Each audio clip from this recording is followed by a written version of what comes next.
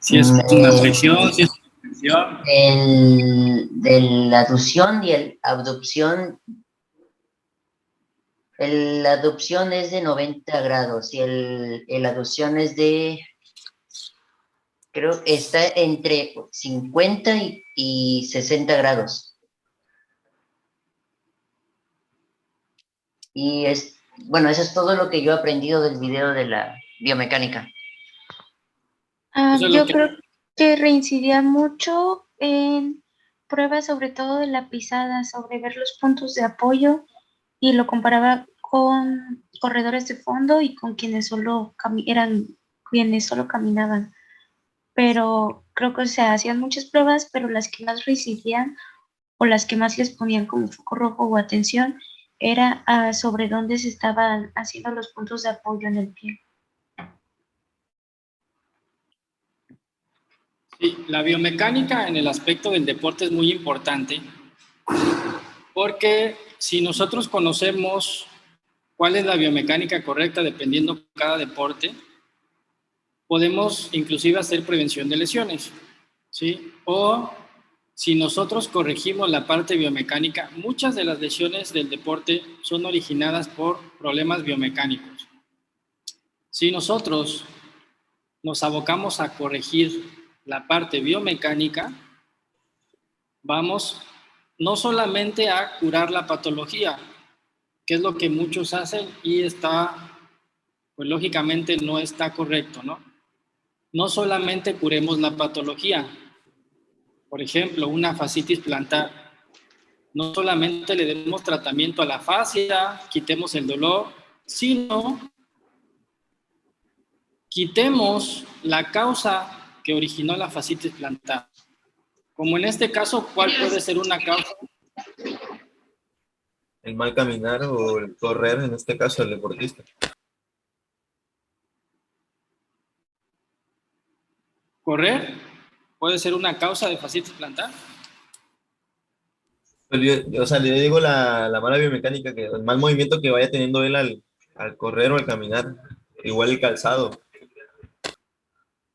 Exacto, correr de forma normal, que no tengamos un rango de movimiento completo, por ejemplo, puede estar sobrepasando la musculatura, en este caso la plantar, y generarnos una tensión excesiva en esa zona y provocarnos, lógicamente, una fascitis plantar, ¿no?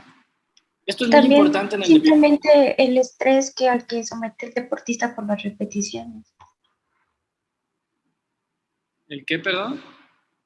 El estrés al que somete la fascia el deportista por las repeticiones, por ser o sea, rutinas demandantes. Un estrés mecánico, exactamente. También puede ser, profesor, por ejercicios demasiado excesivas. Los deportistas de alto rendimiento van a estar haciendo ejercicio siempre y van a estar exigiéndole al sistema musculoesquelético al máximo. Por eso es que un deporte de alto rendimiento no es saludable, termina de ser saludable. Empezamos a tener complicaciones o problemas a futuro por la sobreexigencia de todo el sistema. Bueno, ahorita vamos a entrar a esa parte de la biomecánica. Antes vamos a terminar pues la presentación en donde nos quedamos la clase pasada, ¿no? Y antes de eso, vamos a hacer el video del pacing, ¿no? De lo que vamos a hacer el día.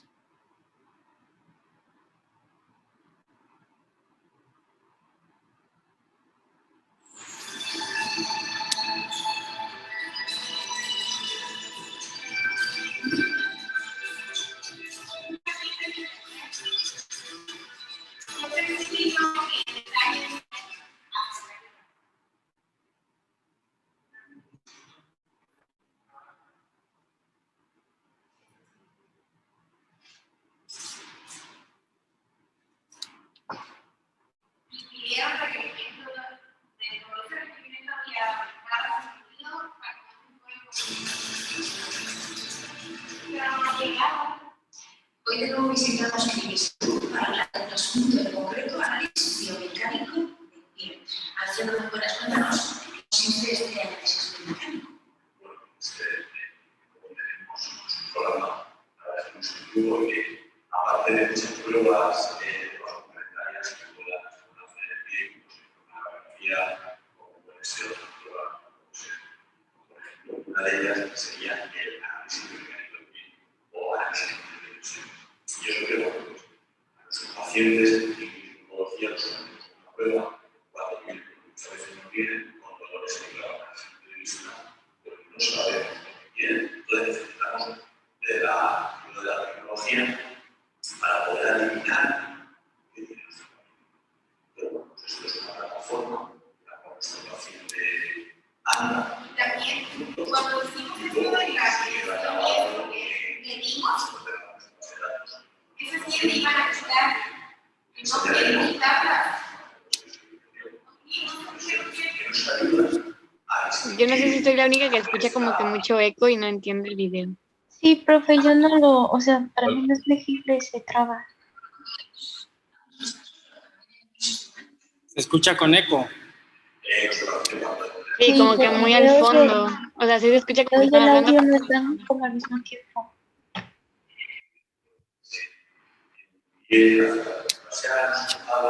Okay.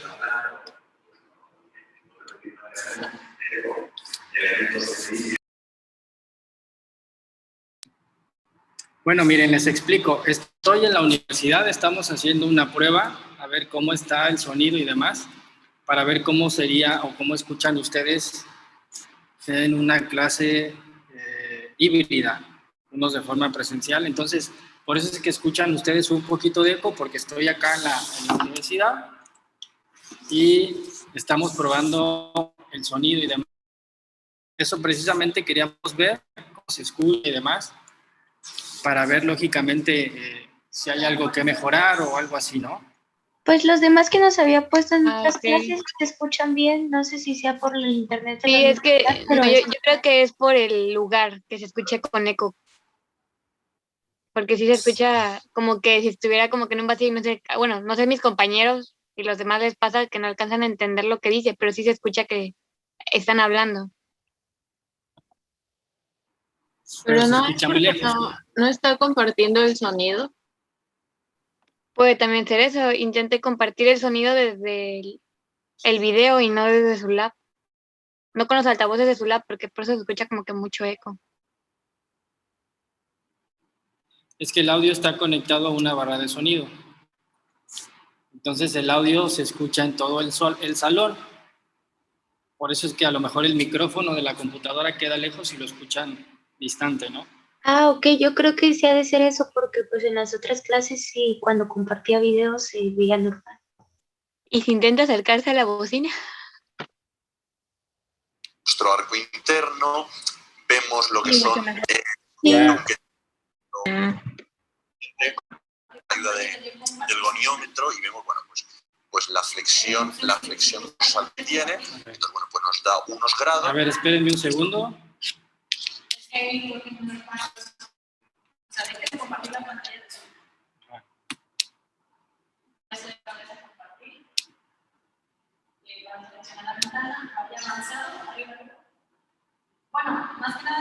¿Aquí? Okay. Entonces, ese va a ser compartir el sonido interno de la computadora y ya no va a ser el de la bocina. Entonces, al seleccionar ese, se va a escuchar todo lo que usted le produce a su máquina.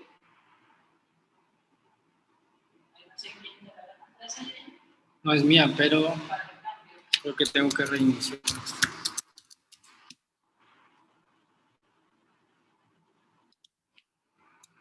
Adiós.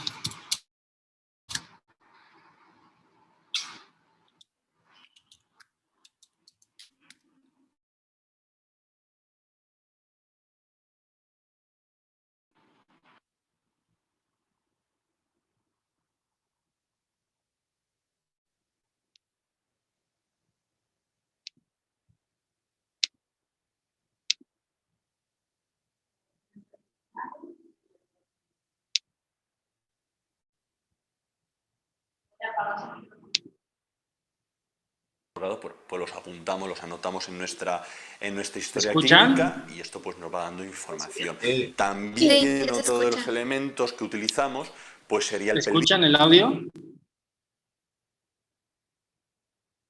Sí. Sí, profe. Sí, ya se escucha mejor. Sí. La opción, no sé qué mensajito le apareció. Que no estaba funcionando correctamente.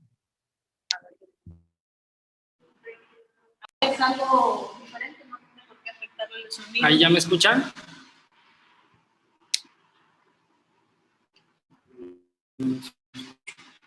A ver, vaya donde está el micrófono del Zoom.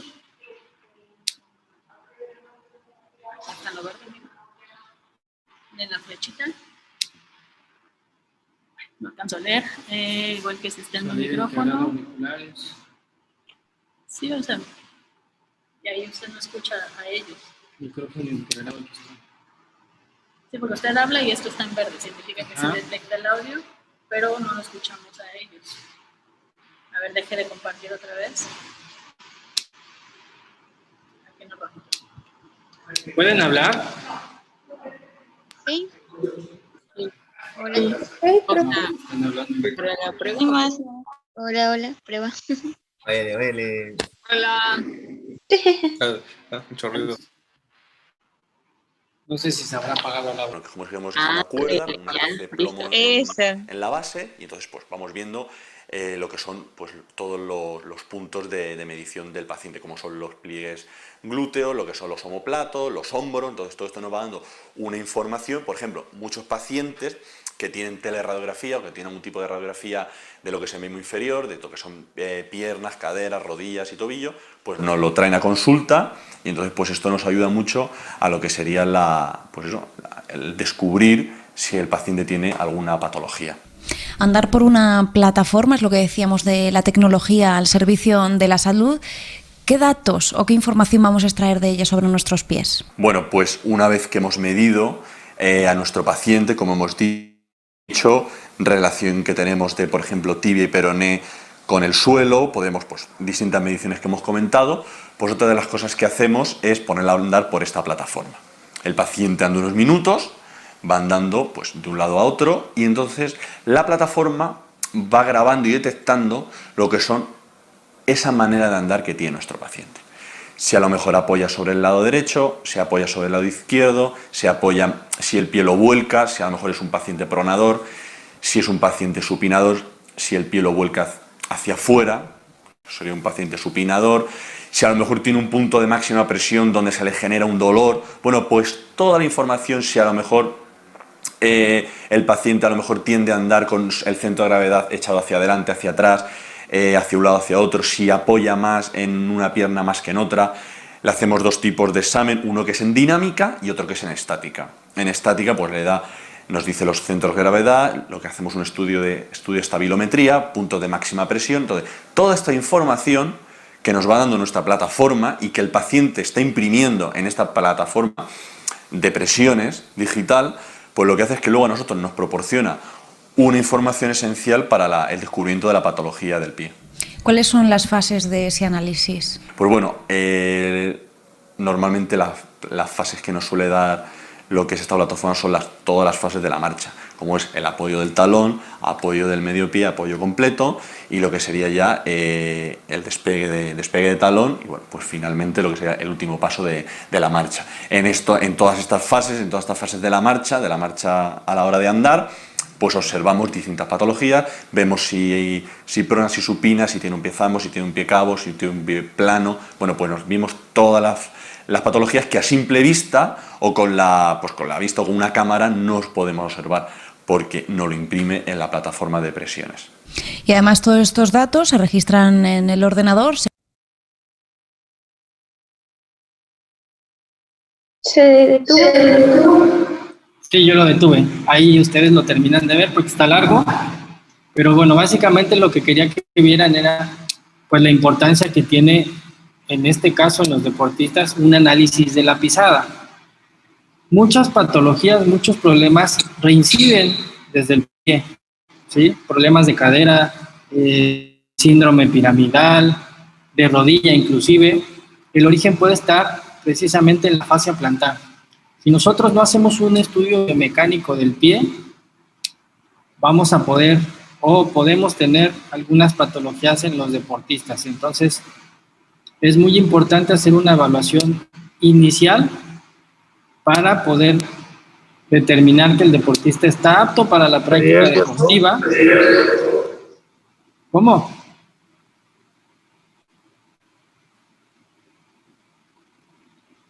No escuché, perdón.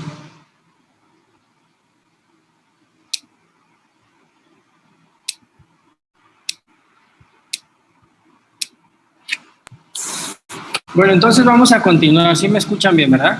Sí, maestro, se escucha. Sí. Bueno, Sí. si no mal recuerdo, nos quedamos en esta diapositiva, ¿no? Estábamos viendo cuál era la función del equipo multidisciplinario y cuál es principalmente nuestra función en un club deportivo, en una institución donde tenemos que trabajar o tenemos que elaborar con atletas de alto rendimiento, ¿no? ¿Cómo hacemos un modelo de rehabilitación, un proceso de rehabilitación deportiva?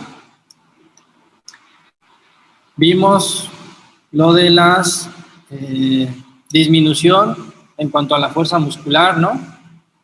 Y llegamos a esta parte, ¿no? ¿Alguien se acuerda?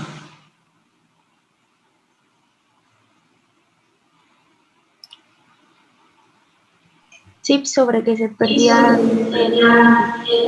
el muscular, ¿no? Por el reposo y todo eso.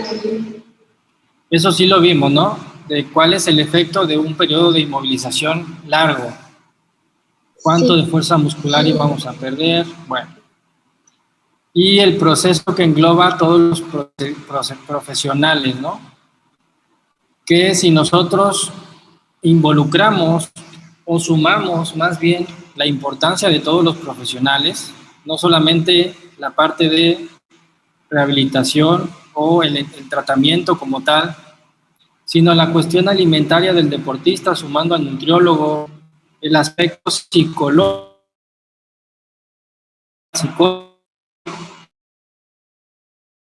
fundamentalmente también el tratamiento médico. Nosotros no tenemos una disciplina, puede ser este tratamiento donde estoy provocando una inflamación, dando antiinflamatorios.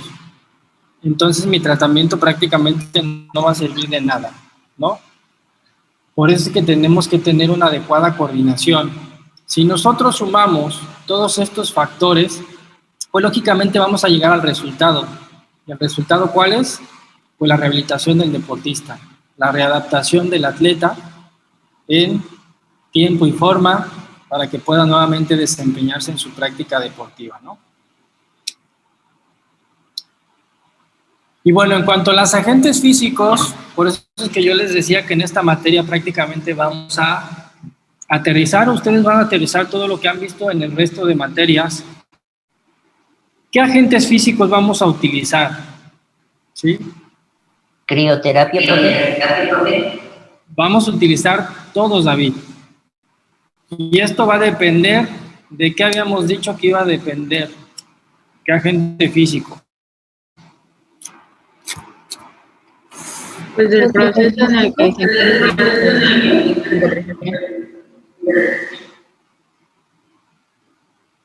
De la etapa evolutiva ¿no? No es lo mismo en una etapa aguda que en una subaguda, que en una crónica. Y también del tejido. No es lo mismo que estemos tratando un tendón, que estemos tratando un músculo, que estemos tratando un ligamento. Todos los tejidos, acuérdense de la materia anterior de ortopedia, todos los tejidos cicatrizan de forma diferente y necesitan estímulos diferentes. Entonces, ¿qué agentes físicos vamos a utilizar? Los necesarios, de acuerdo a la etapa evolutiva y al tejido.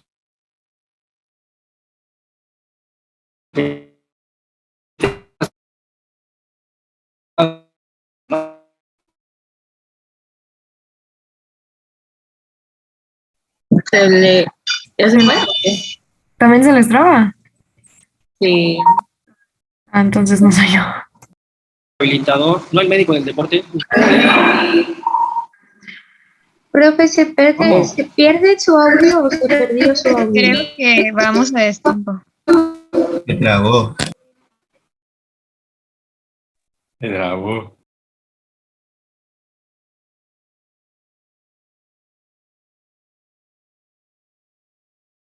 Recording stopped.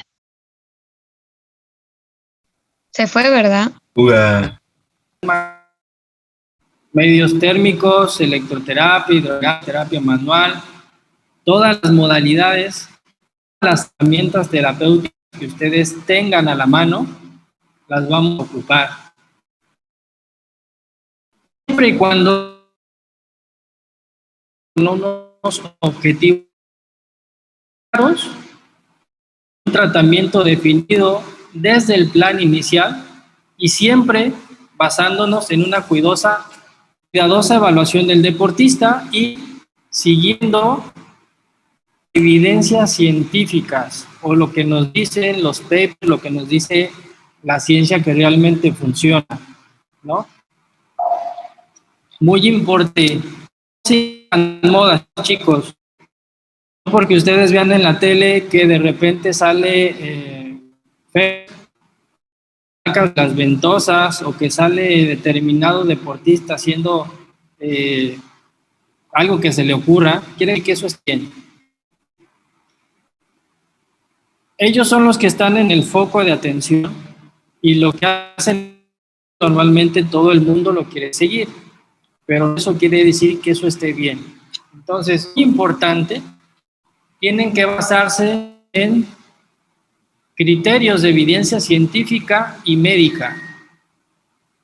No porque se puso de moda, ¿qué les gusta? La punción seca, no porque se puso de moda la terapia manual, no porque se puso de osteopatía, quiere decir que eso. Cerciórense de que la técnica realmente es efectiva, que tiene un efecto para su formación, y para su formación me refiero a, de acuerdo a su línea, vayan a seguir, no todos se van a ir por la parte de deporte, algunos se van a ir para pediátrico, para ortopédico, etc.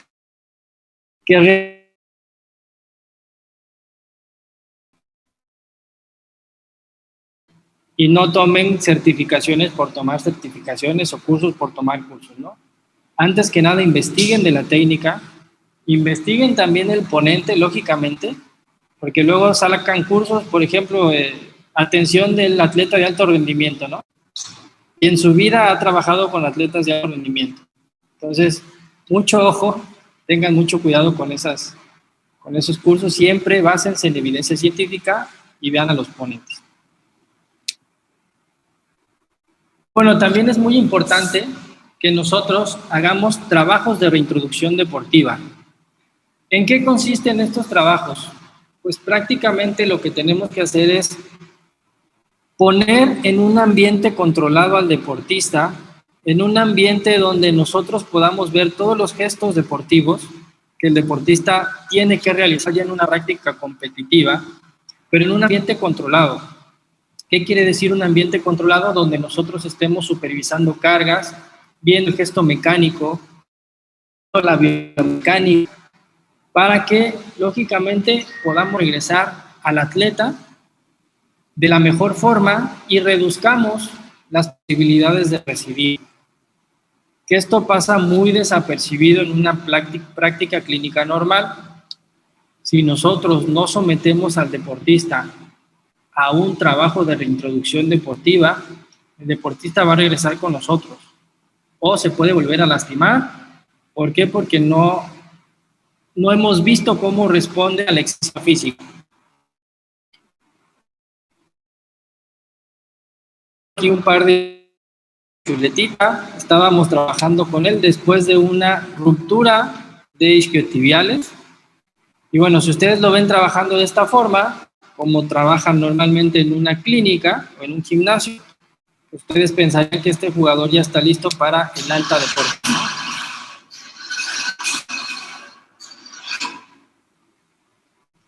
¿no? Cómo hace todo de forma perfecta, ejercicio céntrico, cinturón ruso, salto inclusive, ¿no?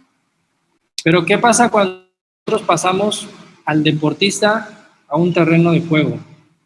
Vean cómo es el gesto del deportista.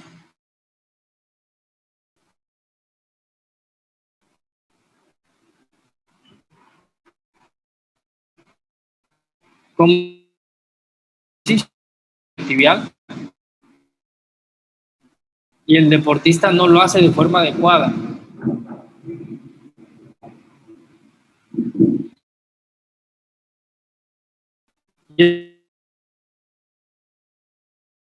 Nuevamente, ¿no?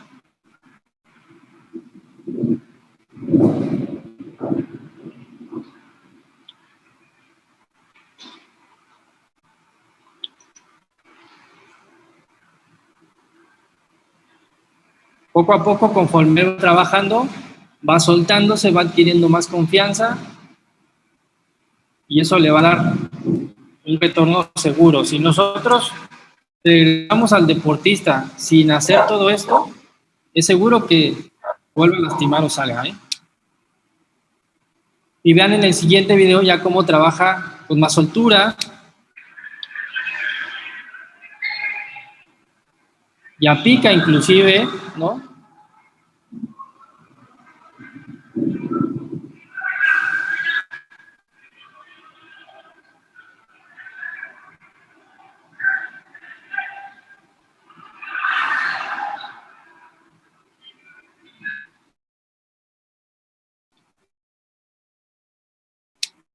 Por eso hay que hacer trabajo. Posteriormente hay que hacer una evaluación grupal.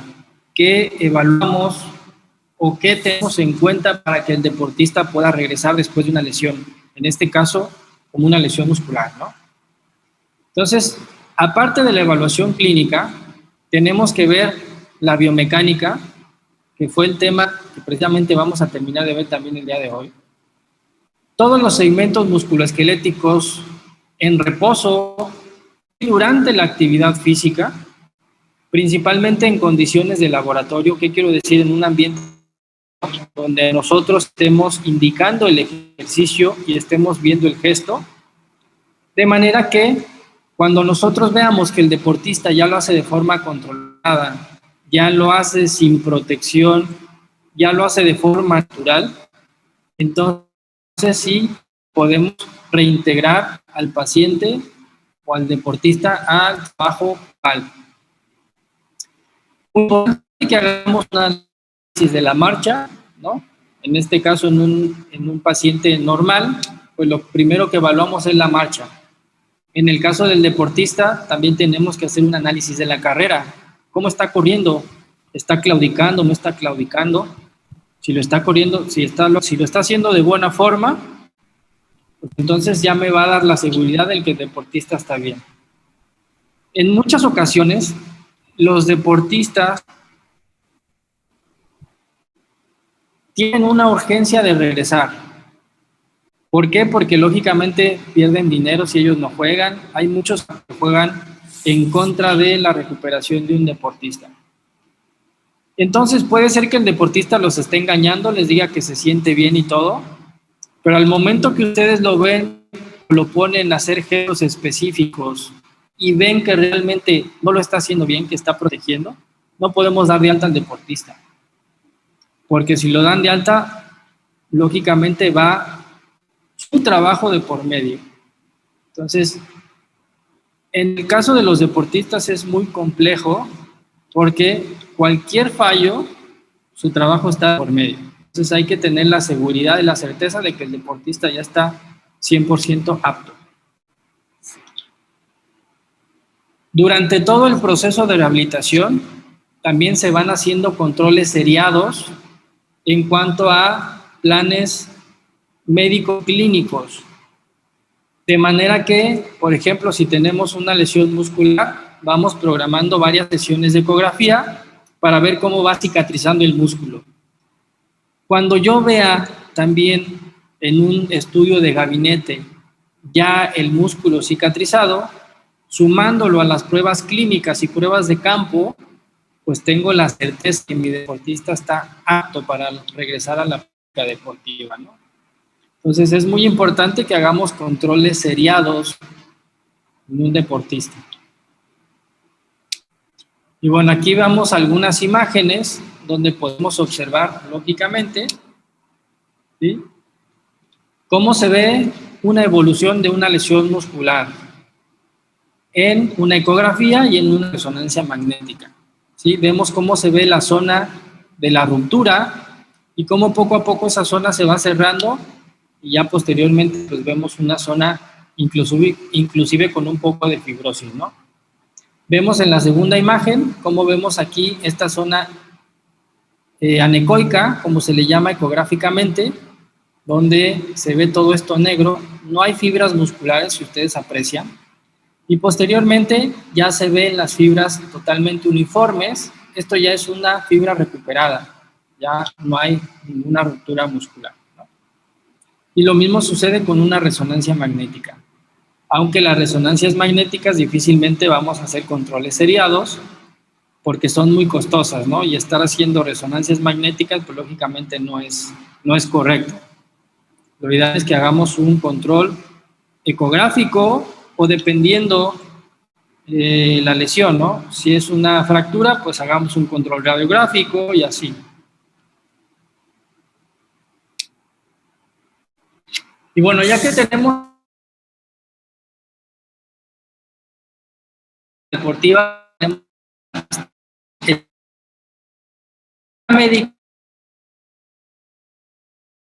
el deportista pueda reincorporarse a ser el preparador para que él ponga nuevamente a punto al deportista para que esté al mismo nivel que sus compañeros, porque aunque nos hagamos una rehabilitación activa, el deportista pierde condición física. Entonces tiene que pasar por un periodo con el preparador físico para que nuevamente lo ponga a punto, y ya cuando el preparador físico y el entrenador lo vean, están al 100% y compitiendo al igual que sus compañeros, entonces viene el alta definitiva. Y el alta definitiva, como ustedes ven, es una decisión tomada en conjunto, donde participamos nosotros como fisioterapeutas, participa el entrenador, el médico como principal, el entrenador, preparador físico y principalmente también el atleta. El atleta es parte de la definitiva. Puede ser que yo, por ejemplo, todas las condiciones óptimas en el deportista, vea que están bien, vea que trabajo bien, pero si el deportista dice, no, es que yo no me siento todavía bien, me alta, psicológicamente deportarse bien. Tomemos en cuenta al jugador, al deportista, ¿no? Para poder hacer una reincorporación.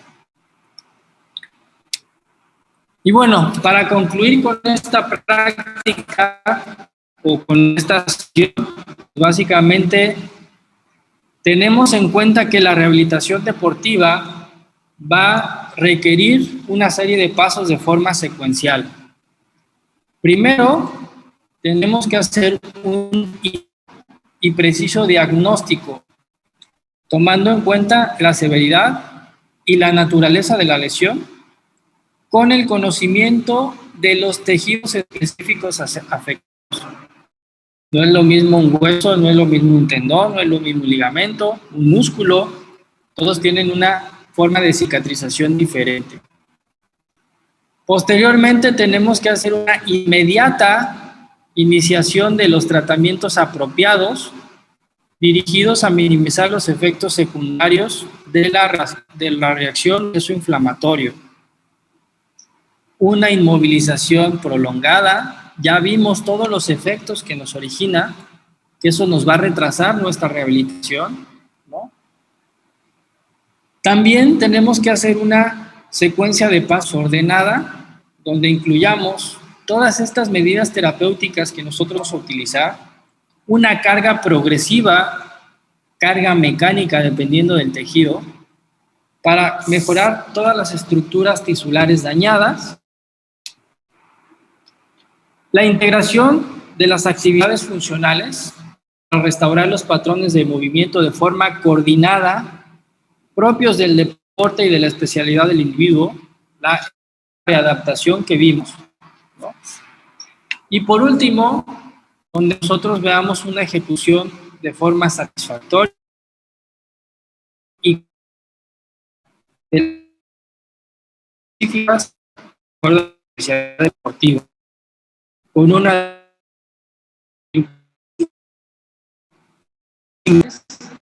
de la lesión. Y de esta forma, si nosotros seguimos este modelo, seguimos este plan, vamos a cumplir los objetivos. Y esa foto que yo les pongo ahí es una foto muy representativa para mí. Este jugador es Darwin Chávez. Darwin Chávez sufrió una lesión de ligamento cruzado anterior. Cuando él se lesiona, estamos ahí compitiendo para la Copa y yo le prometí que lo iba a tener listo para la final de la Copa. Y bueno, afortunadamente lo pude tener, jugó y bueno, ustedes ya saben el resultado, ¿no? Y bueno, por último concluyo con esta frase de Juanjo Grau, el fisioterapeuta del Barcelona, donde prácticamente nos da una perspectiva de la función de cada uno de los diferentes profesionales, lo que hace el fisioterapeuta, el preparador físico y el entrenador. Él nos dice que el fisioterapeuta prepara al deportista para entrenar, para que pueda entrenar, el preparador físico para competir y el entrenador para rendir. Y bueno, no sé si tengan alguna pregunta, alguna duda hasta acá. Pues todo ha sido muy claro, profe.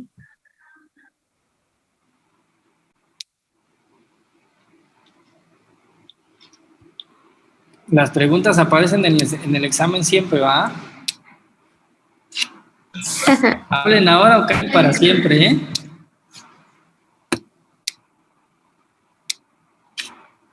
Nadie. David, tampoco, no tienes preguntas.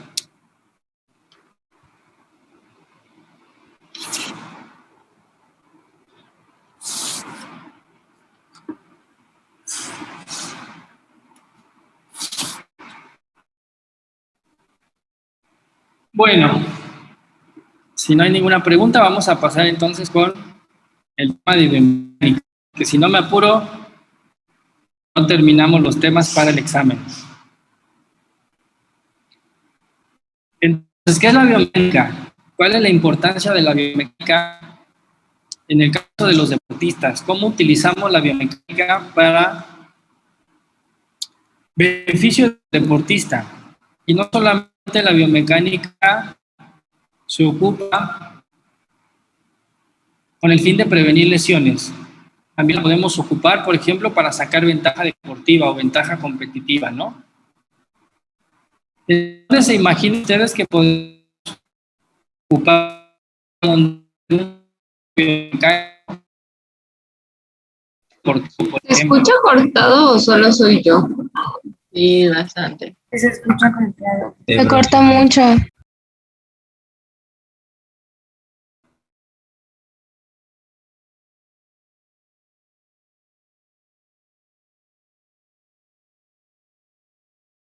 ¿Soy yo o se dejó de escuchar? No, ya no se escucha. ¿En qué aditamento deportivo, por ejemplo, hace uso de la biomecánica para sacar cierta ventaja competitiva o deportiva? Pues poniendo de ejemplo el video que nos puso, el webinar que nos puso, sobre todo en los corredores es donde se pueden ganar fracciones de segundos. Bueno, realmente en todas, usando la biomecánica lo que se busca es ganar fracciones de segundos que le dé esa ventaja al deportista. ¿Podrá influir el calzado del deportista, por ejemplo, en la adquisición? Sí, claro. No sé si se acordarán también, bueno, Yo creo que sí les tocó ver a Ana Guevara, ¿no? Tampoco están tan chicos. Sí. Bueno, ¿se acuerdan que cuando Ana Guevara salió un traje que supuestamente era aerodinámico, le ayudaba para tener o disminuir esta centesa, ¿no? Que era un traje completo, inclusive tenía un gorrito.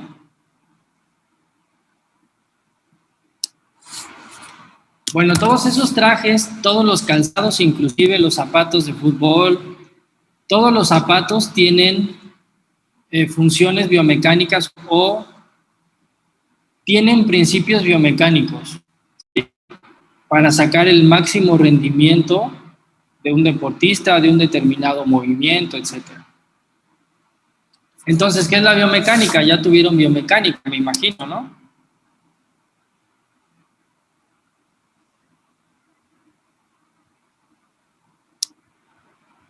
A ver, Ángel, tú que estás muy participativo.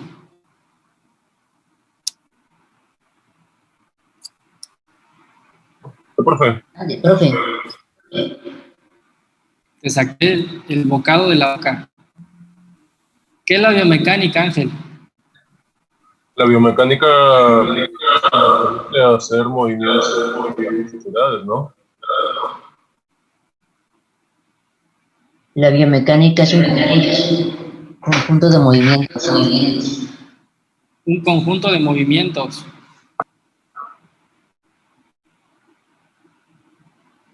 ¿Qué estudia la biomecánica? El movimiento. El movimiento. Movimiento. El movimiento.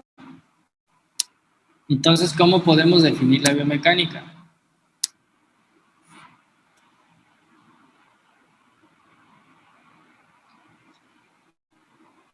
Es el estudio de un movimiento.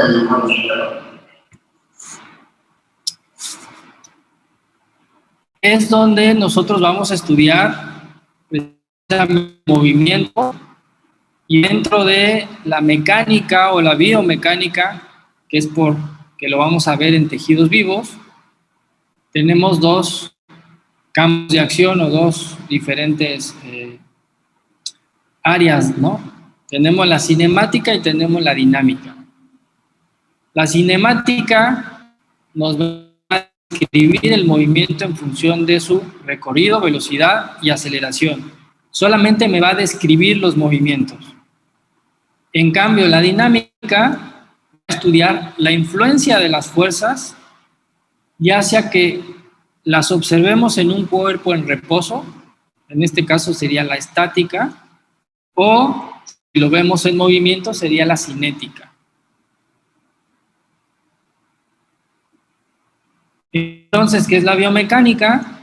Pues es la ciencia que va a estudiar el comportamiento mecánico del cuerpo, teniendo en cuenta, lógicamente, los diferentes tejidos vivos con sus cualidades que tienen. Todos tienen cierto componente biomecánico diferente, ¿no? O responden a fuerzas de forma diferente. No es lo mismo el cartílago que el hueso, que el tendón, que el músculo. Entonces, ¿qué va a estudiar la biomecánica? La capacidad de esos tejidos de adaptarse a ciertas tensiones o la capacidad de tolerar un aumento progresivo de carga. Seguramente han escuchado de la curva tensión-deformación, ¿no? Donde precisamente vamos a ver cuánto estrés mecánico resiste un hueso, un tendón, un músculo.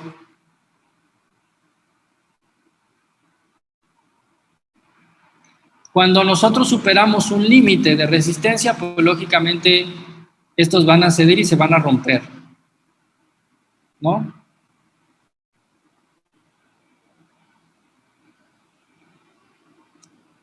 Entonces, dentro de la biomecánica, vamos nosotros a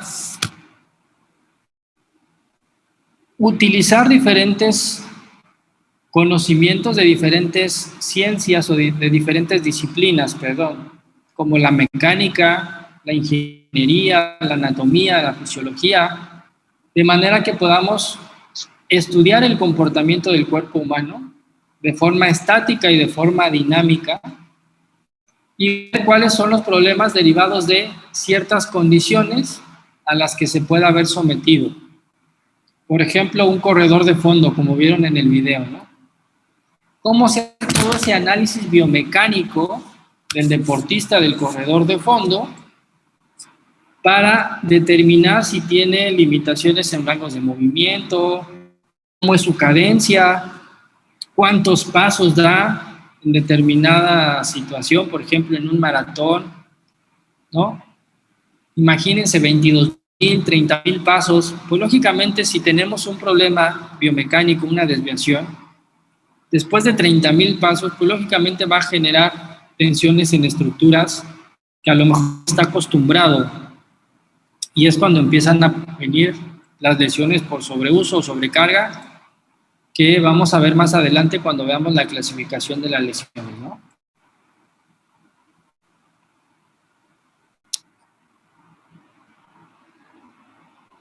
Entonces, dentro de lo que es la cinemática,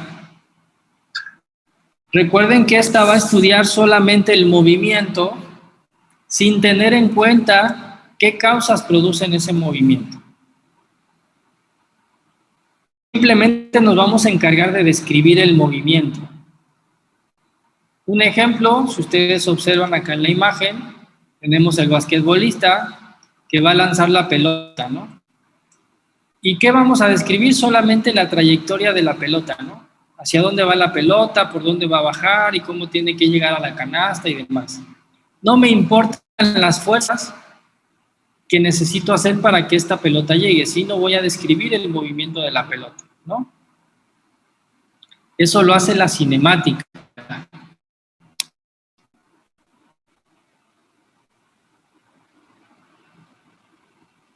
La dinámica, pues, nos va a estudiar el movimiento o la falta de este, aquí sí teniendo en cuenta las causas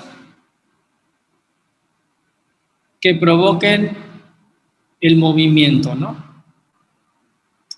Como vemos nosotros aquí en la imagen, también pues es precisamente, vamos a estudiar qué fuerzas tiene que hacer esta persona para mantenerse en una posición erguida en la tabla, ¿no? ¿Qué tiene que hacer? Bueno, a lo mejor tiene que estar contrayendo los cuádriceps, tiene que tener un buen equilibrio, una buena fuerza en el core para poder mantener el equilibrio en la tabla y no caerse, ¿no?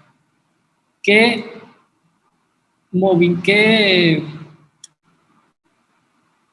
fuerzas, necesita para poder mantener el equilibrio? La fuerza del cuerpo. ¿Cómo? La fuerza, el peso del cuerpo. El peso del cuerpo. El peso del cuerpo, no solamente con el peso del cuerpo, también necesita activar ciertos músculos. Si no, inclusive en alguna oportunidad que tengas, súbete a un plano inestable y vas a ver que para tú poder mantener el equilibrio dentro de ese o arriba de ese plano inestable, necesitas músculos que normalmente no activas cuando estás en una plataforma estable, ¿no? Y bueno, la biomecánica va a tener diferentes objetivos de estudio. Va a depender de las disciplinas, hay aplicación. En la educación física nos va a ayudar principalmente para describir tareas, ejercicios, nos va a indicar una serie de principios, por ejemplo, forma de evitar lesiones, nos va a dictar principios generales que nos ayuden a comprender y ejecutar diferentes actividades, ejercicios. Dentro de la parte ocupacional, pues no hay datos que ustedes ya saben de la higiene postural, ¿no? Cómo nosotros podemos aprovechar la parte biomecánica para pues no generarle tensión a esta estructura, por ejemplo, de la espalda baja. ¿De qué forma puedo yo tener una mejor ergonomía y no estar estresando articulaciones. Construir inclusive aparatos de rehabilitación que me ayuden en determinados movimientos. Otra parte importante que tenemos es la biomecánica médica, donde se va a encargar principalmente de estudiar patologías y ayudar a aparatos de rehabilitación, desarrollar prótesis, biomateriales, sean normal o lo más allegado a la normalidad posible, ¿no? A un gesto natural de movimiento.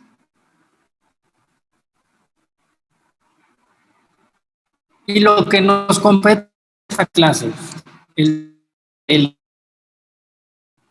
deporte de élite, ¿para qué me va a ayudar la biomecánica? Como ya lo vieron en los videos que les he pasado. Nos va a ayudar para describir la técnica de deporte, para que busquemos técnicas más eficaces, cómo puede golpear el balón, por ejemplo, de una manera que esté ahorrando, o que pueda sacar ventaja al momento de impactar el balón, que tenga más fuerza, que ese balón salga con más fuerza. Y yo quiero un determinado movimiento del balón, pues bueno, ¿en qué forma tengo que golpear el balón? ¿Cómo tengo que posicionar el pie? ¿Cómo tengo que posicionar el otro segmento, mi cadera, etcétera, ¿no? Ayudar a la planificación de entrenamientos inclusive. Eso es una parte muy importante. Si nosotros comprendemos la parte biomecánica, ¿sí? Analizamos la parte biomecánica, podemos fortalecer o podemos trabajar mucho en concreto y no solamente poner ejercicios por poner ejercicios, ¿no? Y creo que lo habíamos platicado en la clase de ortopedia. Si yo tengo, por ejemplo, una lesión de un esguince de tobillo secundario, una inversión forzada, los tengo que fortalecer para... En general tengo que fortalecer o me salen algunos músculos en especial.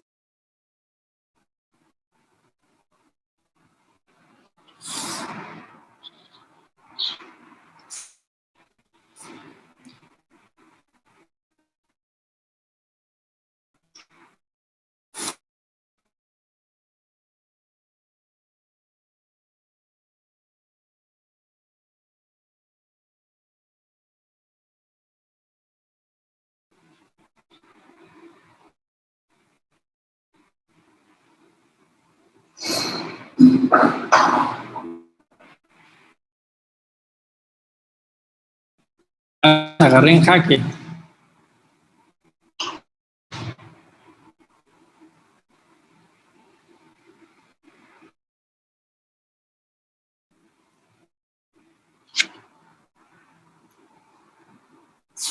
No.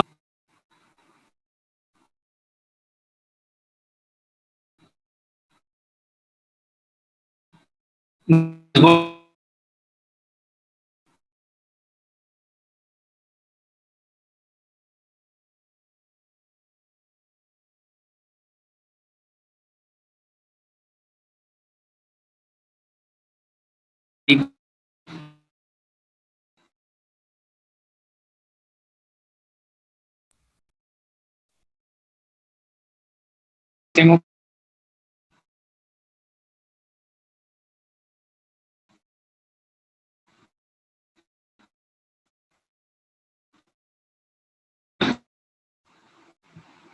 Recording stopped.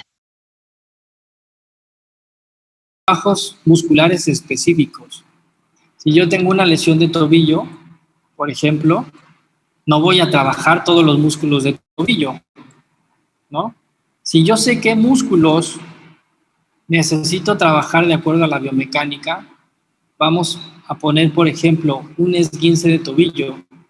Si yo tengo una inversión forzada de tobillo, ¿qué músculos tengo que trabajar o en qué músculos tengo que centrar mi fortalecimiento? ¿Qué músculos se oponen a este mecanismo de inversión forzada? Es el flexor y el extensor de los dedos. No. ¿En qué movimiento digo? Inversión forzada.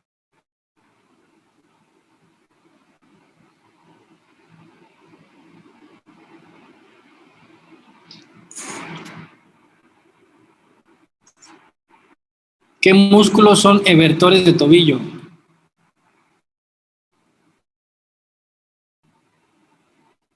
Tibial anterior, ¿no? Tibial anterior. ¿Qué otro es más específico? Acronemio. ¿Peroneo?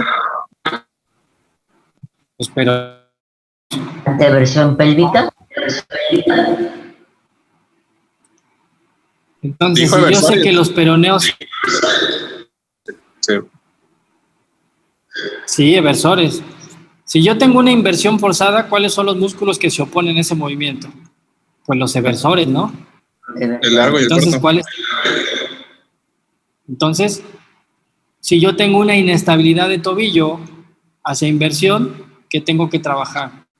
Los eversores, los peroneos, tibial anterior. Para eso nos sirve la biomecánica, ¿sí? Si yo tengo un paciente, veo un paciente y tiene un valgo dinámico o un varodinámico, pues ya sé qué músculos tengo que trabajar para compensar o corregir esa biomecánica deficiente, ¿no? Eso es muy importante en la evaluación de un deportista de élite.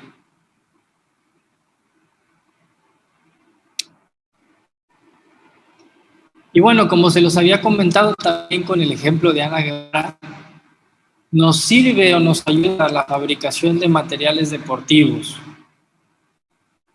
Como vemos acá, también tenemos otro ejemplo de la biomecánica en donde participa, ¿no?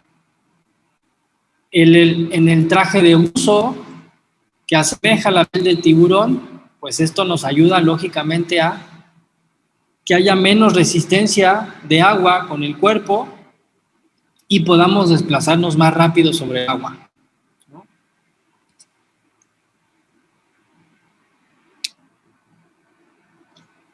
Y bueno, esto ya no me voy a detener, ya se lo saben perfectamente, ¿no? Los conceptos básicos de física, las leyes de Newton, la primera, la segunda y la tercera ley, que nos hablan precisamente de las leyes del movimiento, ¿no?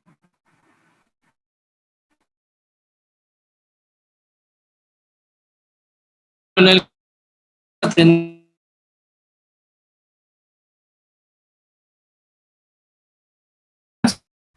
¿Se está cortando otra vez? internas. Sí. ¿No me escuchan bien? ¿No me escuchan bien? Se cortaba. Se cortó lo que acaba de decir.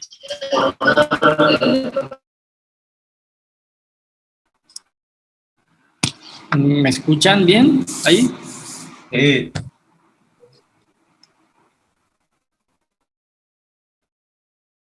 Ok, bueno, entonces dentro de las fuerzas internas, por ejemplo, tenemos las contracciones musculares. Estos movimientos o este acortamiento en la longitud del músculo, seguido de los movimientos, vamos a tener los diferentes tipos de contracciones, ¿no? Tenemos las isotónicas, tenemos el trabajo dinámico explosivo, tenemos las contracciones excéntricas, etcétera. Todos esos tipos de contracción, fuerzas internas, fuerzas que actúan para que podamos mover segmentos, huesos.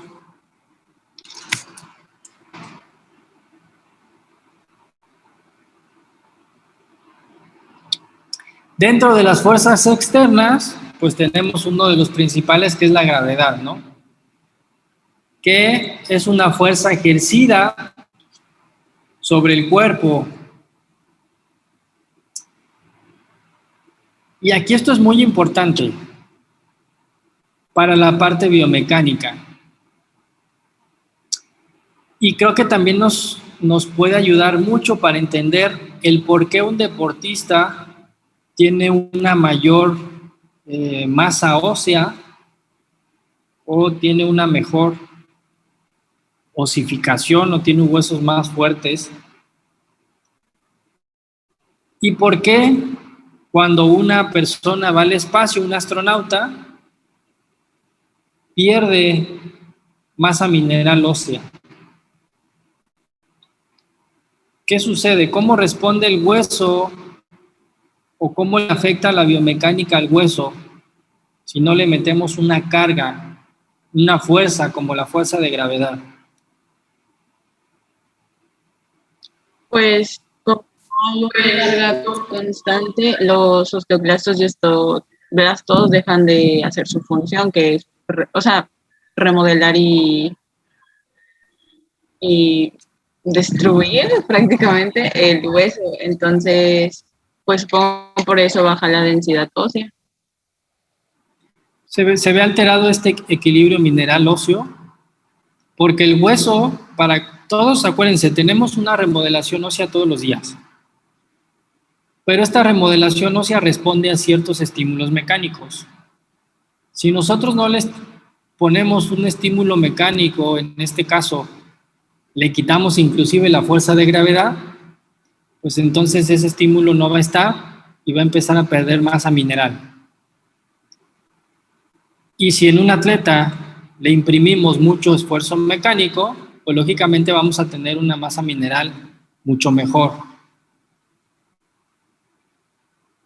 Y esto es muy importante, por ejemplo, si yo quiero trabajar con una persona con osteoporosis y quiero mejorar la composición ósea del hueso, ¿qué tengo que generar?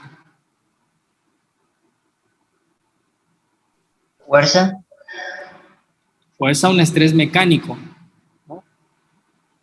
Si yo quiero ayudar a consolidar una fractura, tengo que generar un estrés mecánico. ¿Se acuerdan cuando vimos la consolidación de las fracturas, no? ¿Qué me ayudaba o qué agente físico me ayudaba a este estrés mecánico?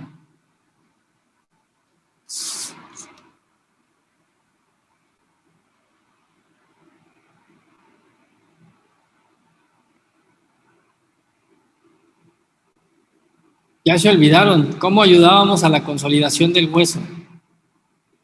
¿Microfractura? Y magneto. ¿Puede ser por calor también? No, el calor no. Con el magneto, profe. ¿Otro más? La magneto lo que hace no genera un estrés mecánico. La magneto lo que hace es atraer iones con carga positiva y negativa, ¿no? Calcio, todo eso. Pero ¿qué agente físico sí me puede generar un estrés mecánico?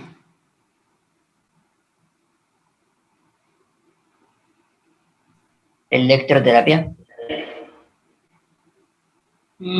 Puede ser,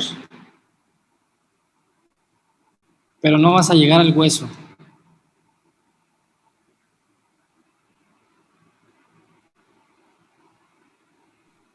¿El ultrasonido? ¿El ultrasonido? El ultrasonido, acuérdense que genera una vibración y esa vibración genera un estrés mecánico y estimula la osificación del hueso. Lo mismo que la onda de choque, ¿no? ¿Cómo hacen los astronautas o qué hicieron los astronautas para compensar esta pérdida de fuerza de gravedad?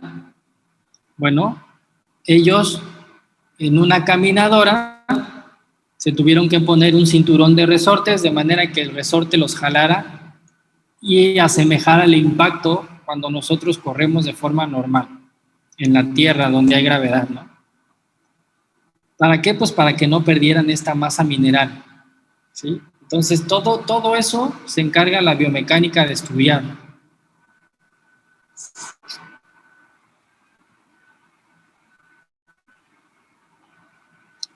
Otra fuerza externa a la que va a estar sometido el cuerpo son estas fuerzas de rozamiento, ¿no? Cuando las superficies superficies que están en contacto, principalmente las articulaciones, generan un roce. Y ese roce igual me va a generar estímulos, por ejemplo, de producción de líquido sinovial. Si yo tengo un paciente igual que no le genero estos estímulos, si yo no muevo, pues lógicamente voy a inhibir o no voy a tener la misma producción de líquido sinovial, por ejemplo, ¿no?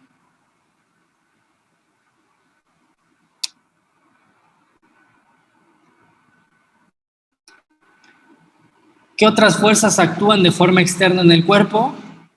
Pues la resistencia, ¿no? De agua, de aire. Han intentado caminar por el bulevar cuando hay norte.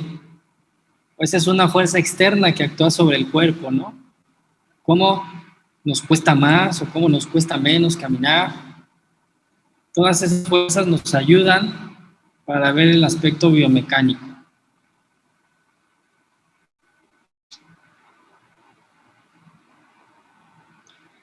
Y bueno, también para ver lo que son las cadenas cinéticas. ¿Se han escuchado hablar de la cadena cinética abierta y cadena cinética cerrada, no? Sí. ¿Quién me puede dar un ejemplo de un ejercicio de cadena cinética cerrada y uno de cadena cinética abierta? La cerrada sería como es sentadilla y la abierta extensión de rodilla. En la máquina de cuádriceps. Ajá. Ok, muy bien. Entonces, ¿tienen bien el concepto? Cadena cinética cerrada es cuando el extremo distal de la extremidad se queda en un punto fijo, no hay movimiento. Y la abierta es cuando hay un desplazamiento. Y como ya lo dijo su compañera, una sentadilla es un ejemplo de un ejercicio de cadena cinética cerrada. Una lagartija es un ejercicio de cadena cinética cerrada. Y golpear el balón, un saque de pelota, son ejercicios de cadena cinética abierta. Normalmente... ¿Las abdominales son de cadena cerrada o abierta? Pueden ser de cadena cinética cerrada o abierta, dependiendo del ejercicio. Dije que las abdominales. Ah, las abdominales son cadena cinética abierta. Pero, por ejemplo, las planchas es cadena cinética cerrada, ¿no? Entonces, normalmente nosotros empezamos siempre a trabajar un plan de rehabilitación con ejercicio de cadena cinética cerrada y posteriormente vamos progresando a ejecutar ejercicios de cadena cinética abierta. Ejercicios donde no tenemos un control del movimiento cuando hay una cadena cinética cerrada, ¿no? Participan más grupos musculares, etc.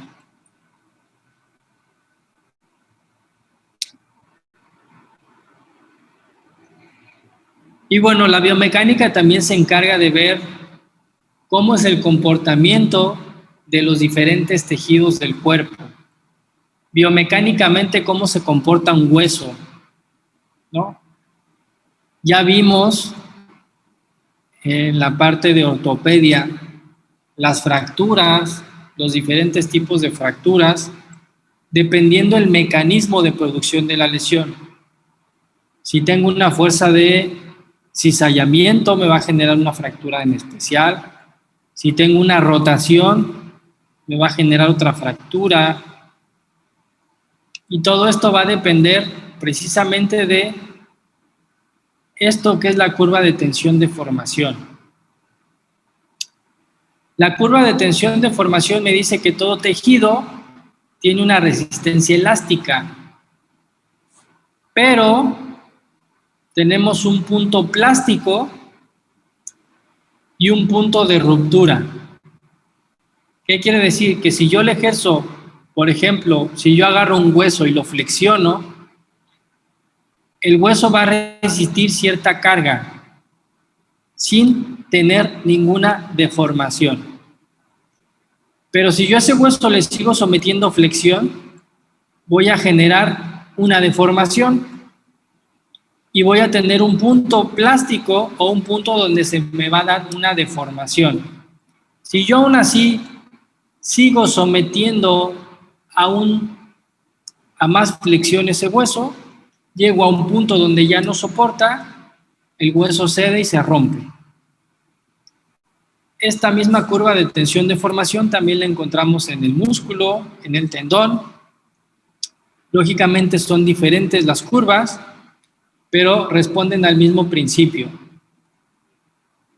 Por ejemplo, si nosotros queremos hacer un estiramiento, ¿hasta qué punto tenemos que llegar para que el estiramiento busque nuestro objetivo? ¿Cuál es el objetivo del estiramiento? Aumentar el rango de longitud del músculo, ¿no? ¿En qué parte de la curva de tensión-deformación me tengo que situar para que haya un cambio en la arquitectura?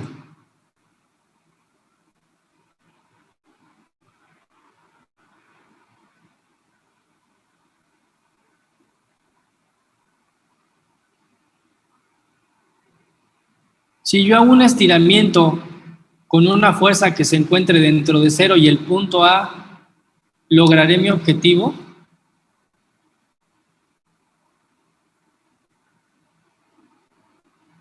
Para cambiar la estructura. Sí. O sea que lo que quieres hacer es aumentar el rango, ¿no?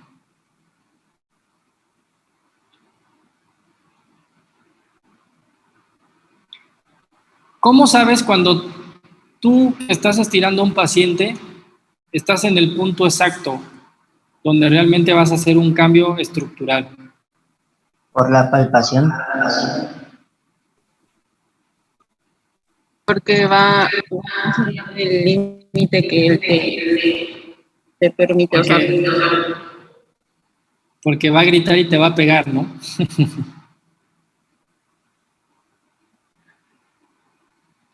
Si nosotros, por ejemplo, hacemos un estiramiento donde el paciente apenas si lo perciba, nos vamos a encontrar en esta parte de la curva. Entonces mi estiramiento no va a servir de nada. Si yo logro un estiramiento donde el paciente lo sienta realmente, ¿no? Sin que me pase y llegue al punto de ruptura, voy a estar en esta fase que se llama fase plástica. En la fase plástica es en el punto donde yo necesito estar para realmente hacer un cambio, aumentar mi rango. Tiene que ser un dolor, pero que pueda soportar para mantenerlo ahí, ¿no? O no tiene que doler. Sí, tiene que ser un dolor que el paciente lo perciba, pero que sea tolerable, ¿no? Tampoco muy intenso. Pero si tú, por ejemplo, quieres estirar y el paciente te dice, no siento nada, ¿realmente estarás haciendo un cambio? No. Pues no estarás estirando, ¿no? Para eso nos sirve esta curva de tensión-deformación. Igual un hueso, cuando han visto, seguramente han visto algún experimento donde ponen un hueso y lo aplastan o lo tratan de aplastar, ¿no? Y ven cuánta fuerza resiste el hueso antes de la ruptura. Pues es esto, la curva de tensión-deformación. ¿Cuál es el punto de quiebre? ¿Cuántos newtons de fuerza resistió el hueso antes de romperse?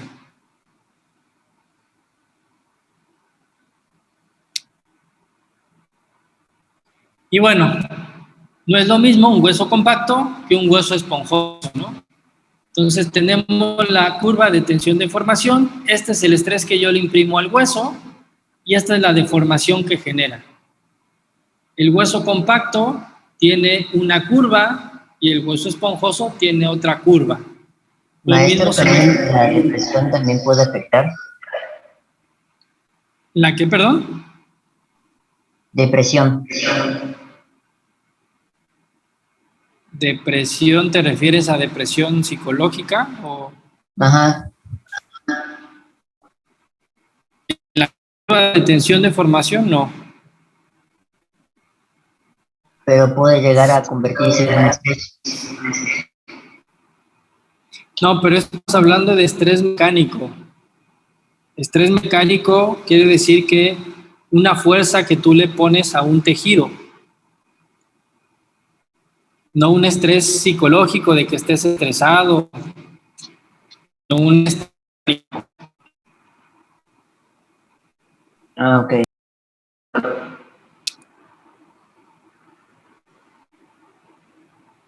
Entonces,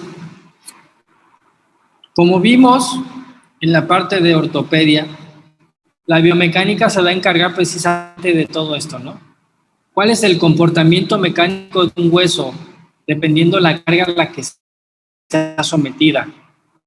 No es lo mismo si le metemos una carga de compresión o una carga de tracción, o si lo flexionamos, si hacemos un cizallamiento o un roce, o si lo torcemos o hacemos un mecanismo de torsión, ¿no?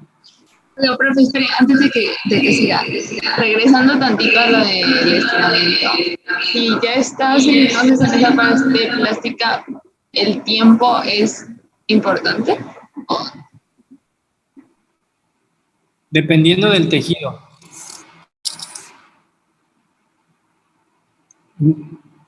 Creo que ya habíamos hablado con ustedes de lo del tiempo de... Me dices del estiramiento, ¿no? Sí, del estiramiento. Ajá. Hay muchos estudios en donde te dicen un estiramiento, por ejemplo, de 6 segundos, tienes el mismo efecto que estirar por 30 segundos o 30 minutos.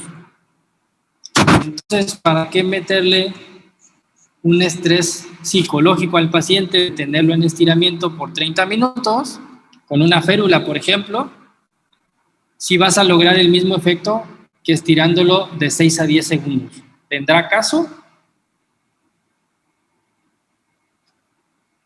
No, pues no. Pues no. Entonces, no estresen al paciente. Con que le hagan 3 estiramientos de 6 segundos es suficiente.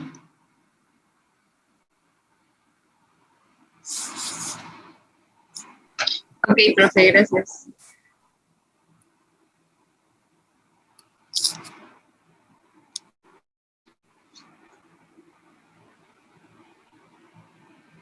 Y bueno, dependiendo de la carga que se le imprima al hueso, ya sabemos, si superamos esa curva de tensión-deformación, pues vamos a tener, lógicamente, un hueso que va a ceder.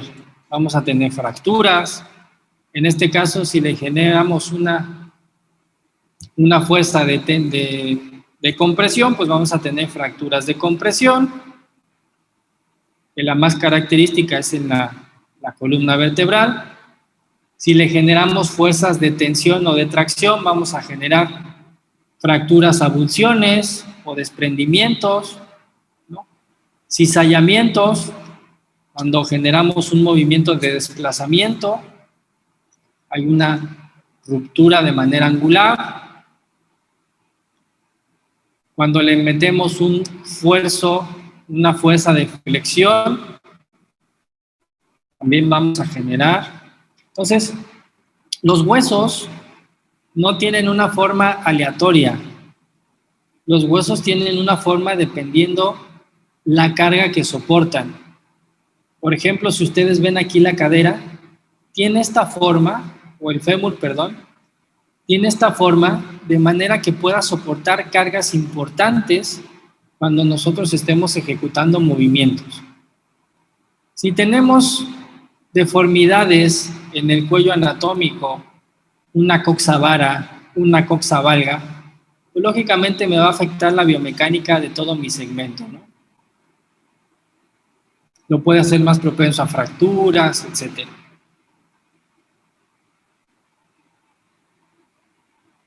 Fuerzas de flexión, pues ya saben, me genera una fractura de tercer fragmento o una fractura, también puede generar la de tallo verde en paciente pediátrico.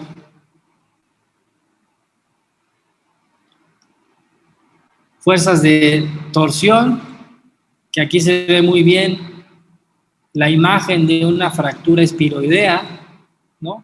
¿Cómo nos genera este tipo de imagen? Sabemos que fue por una fractura por torsión o una fuerza de torsión, ¿no? Pero bueno, no siempre los huesos van a estar sujetos a la misma carga o a una sola carga en específico. Normalmente van a tener cargas combinadas dependiendo de los patrones que nosotros tengamos, ¿no? Si nosotros hacemos actividades como correr, caminar, la gran mayoría de las fracturas van a ser producidas por una combinación de modos de carga, no solamente un solo modo de carga.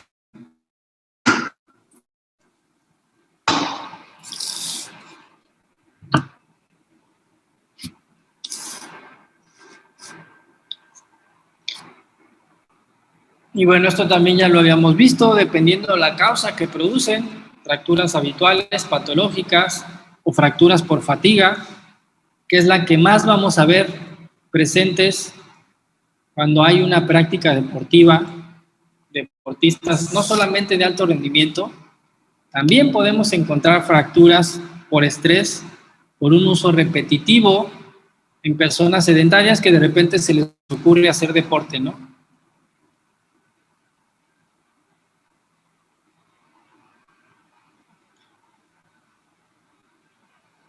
Esto ya lo vimos, fractura patológica.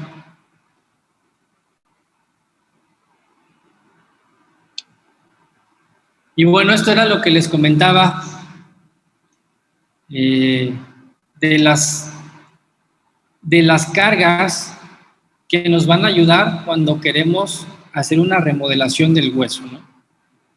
El hueso tiene esta habilidad de remodelarse, de alterar su tamaño, su forma, su estructura, dependiendo de las demandas mecánicas que sea impuesta. Es el famoso fenómeno de Wolff o de la ley de Wolff, que nos dice que si nosotros tenemos un exceso de carga mecánica en un hueso, ¿cuál va a ser el producto? Pues vamos a aumentar o vamos a estimular la producción de hueso en esa zona.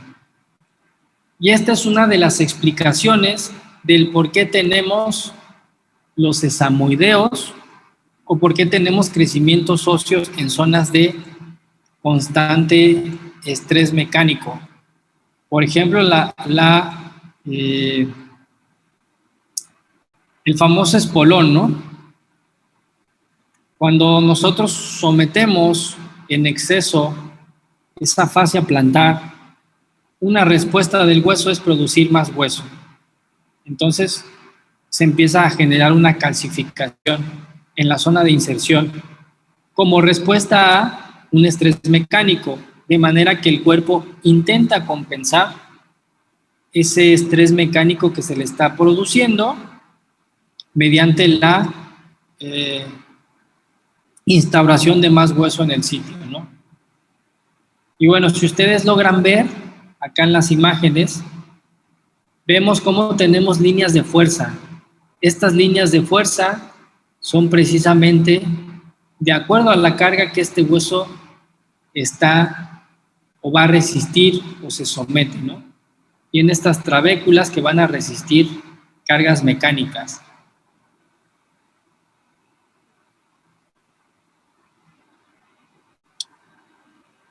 Y con la edad, pues también esto va perdiéndose, ¿no? Como todo, con la edad normalmente va decreciendo esta capacidad. Estas trabéculas que vimos en esta imagen, con la edad se van adelgazando, se van perdiendo. Y esto también, si nosotros, por ejemplo, no hacemos actividad física, si nosotros no le metemos o no sometemos esa estructura a un estrés mecánico para estimular esta remodelación del hueso, entonces vamos a tener huesos más frágiles, más propensos a sufrir rupturas.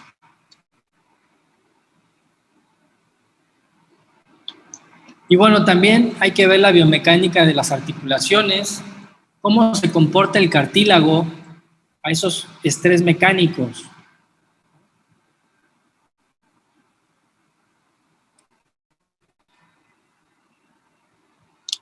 Y bueno, tenemos primero el cartílago articular como un modelo biofísico o biofásico donde tiene una fase sólida, una matriz orgánica, y tiene una fase líquida o compuesta o llena de agua. En conjunto, estas dos fases hacen que el cartílago se comporte como una esponja empapada de agua. Esto se le llama un comportamiento viscoelástico, de manera que nos ayudan a amortiguar tensiones, amortiguar impactos. Y uno de los ejemplos de esto es el disco articular, o más bien el disco intervertebral.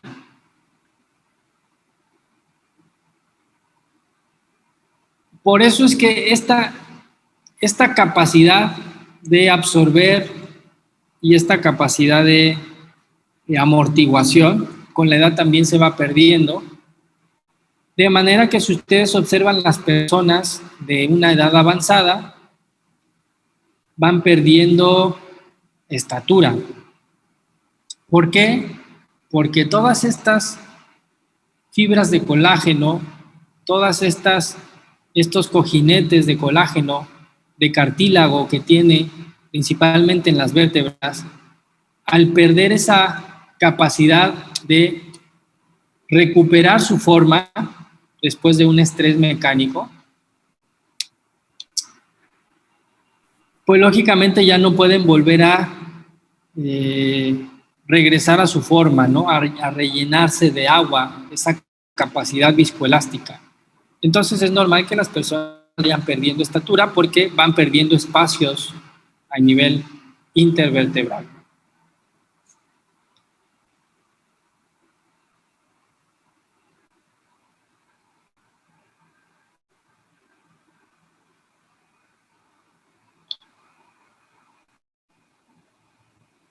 Y bueno, todo esto es la explicación de este comportamiento viscoelástico, que si nosotros, por ejemplo, estamos de pie todo el tiempo sobrecarga sobre el cartílago, pues funciona como una esponja llena de agua. Si nosotros le hacemos presión a esa esponja llena de agua, ¿qué pasa? Pues el agua sale y se vuelve más pequeña. Si nosotros le quitamos esa presión, ¿qué pasa? Nuevamente se vuelve a inflar y se vuelve a llenar de agua, ¿no? De la misma forma funciona el cartílago. Y este comportamiento se llama comportamiento viscoelástico. Profe, ¿puede repetir el comportamiento, o sea, como la comparación con la esponja? Sí, haz de cuenta que tenemos una esponja y tenemos un disco intervertebral, que es lo mismo, ¿no? O podríamos hacer una analogía que se comportan igual. Si tú le haces presión a esa esponja, la aprietas, ¿qué pasa con esa esponja? Sale el agua. Se sale el agua y se vuelve más delgadita, ¿no? Y si tú le quitas esa fuerza, si la dejas de apretar, ¿qué sucede? Pues regresa a su forma original, se engrosa. Regresa a su forma original, se vuelve a llenar de agua.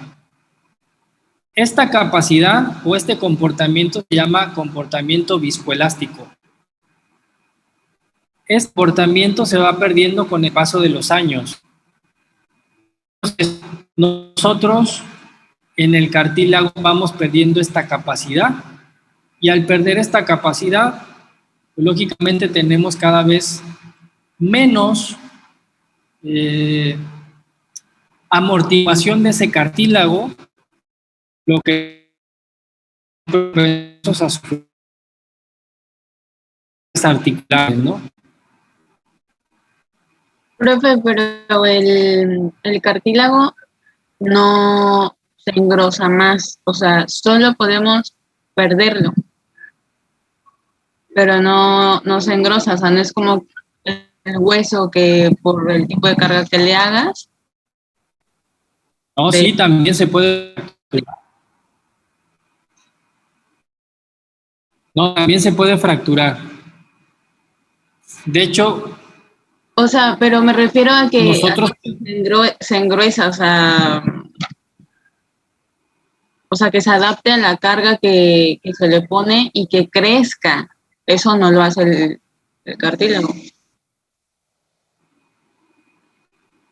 no, como el hueso, como la ley de Wolf, dices tú, no. Ah, ok. Entonces, solo se perdería por la edad o por la carga, se pierde pues el comportamiento viscoelástico nada más. Se pierde la edad. Y si nosotros no lo estimulamos. Y el cartílago, a diferencia de otros tejidos, una vez que se pierde, no lo podemos recuperar, o no hay nada hasta la fecha que me haga recuperar un cartílago. No hay manera de recuperar un cartílago hasta la fecha. Cuando tenemos un desgaste articular, no hay nada que revierta ese desgaste articular.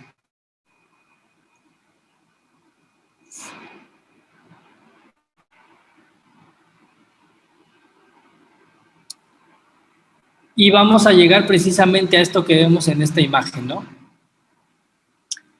Miren, nosotros lo que vemos acá es una rodilla con una articulación saludable.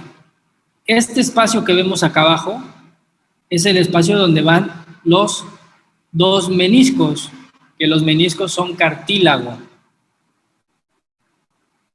Este cartílago, si se pierde, vean lo que pasa. Tenemos una artrosis, tenemos un desgaste y el hueso empieza a chocar hueso con hueso. El cartílago es el responsable de que una articulación funcione de forma correcta. Con la edad, precisamente, pasa esto que estábamos platicando. Con la edad va experimentando esa pérdida de agua, se va adelgazando, pierde flexibilidad, lo cual va a generar una degeneración, que es prácticamente ya lo que se conoce como la artrosis. También se puede producir secundario un traumatismo que rompa la cavidad articular.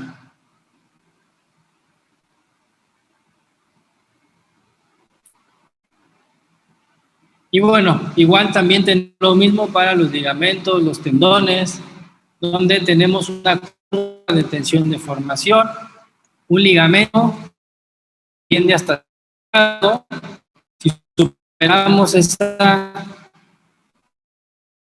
ese límite de tensión, lógicamente generamos rupturas y así hasta una ruptura completa, ¿no?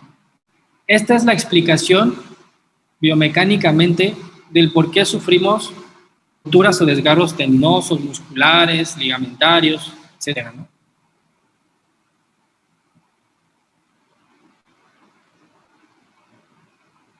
Bueno, el resultado pues son los esguinces, luxaciones cuando ya se pierde totalmente, ¿no? Los tendones funcionan de la misma forma.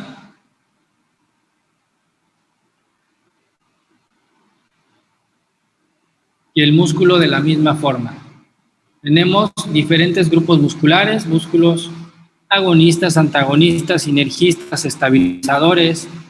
Cada uno cumple una función en específico.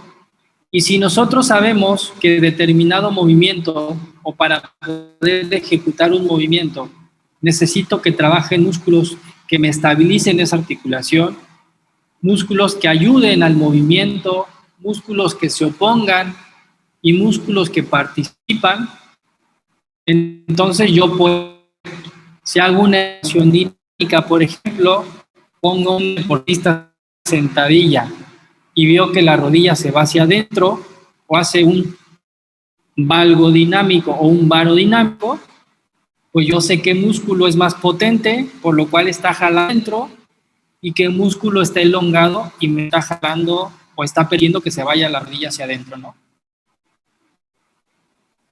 Entonces yo sé qué músculos trabajar para corregir la ciencia biomecánica. ¿Sí logran comprender lo que les quiero explicar? Sí. O sea, en este caso sería bueno, en la sentadilla estaría más tenso el aductor y hay que trabajar abductores.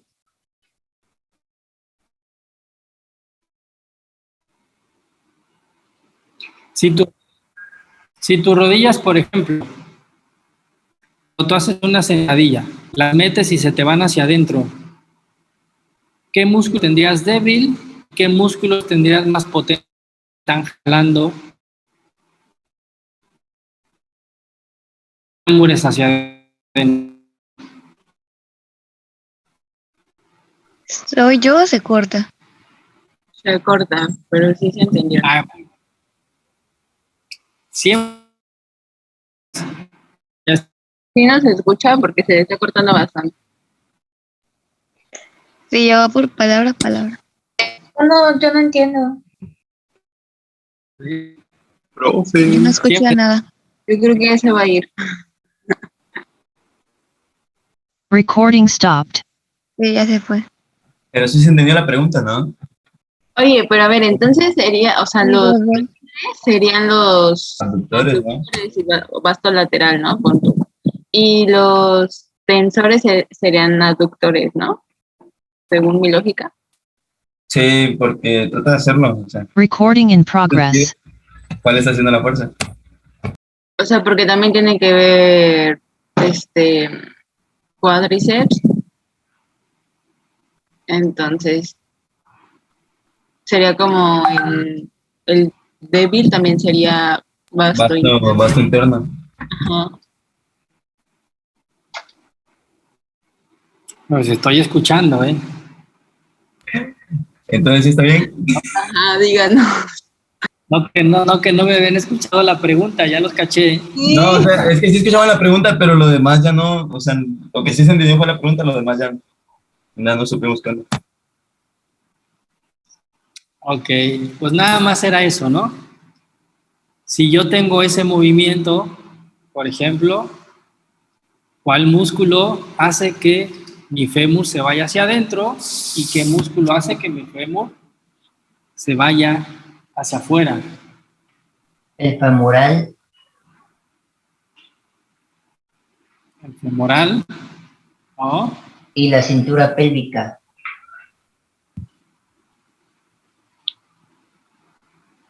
¿Cuáles son los músculos que hacen una abducción de cadera y una abducción de cadera?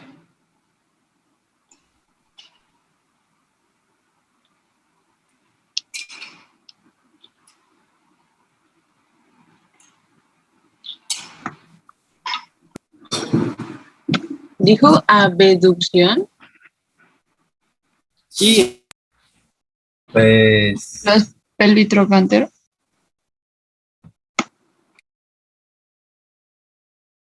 El piramidal es uno de los abductores, ¿no?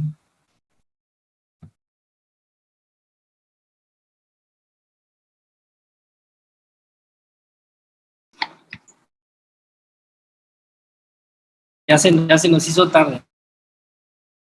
El recto anterior, ¿no? David, esa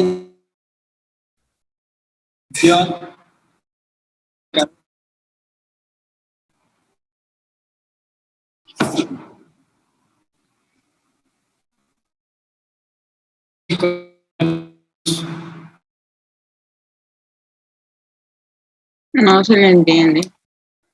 No le entendí lo que dijo. Digo que nos vemos pensando esta cosa. Ya nos vamos. ¿Qué? Tómelo como un sí, ya. Record.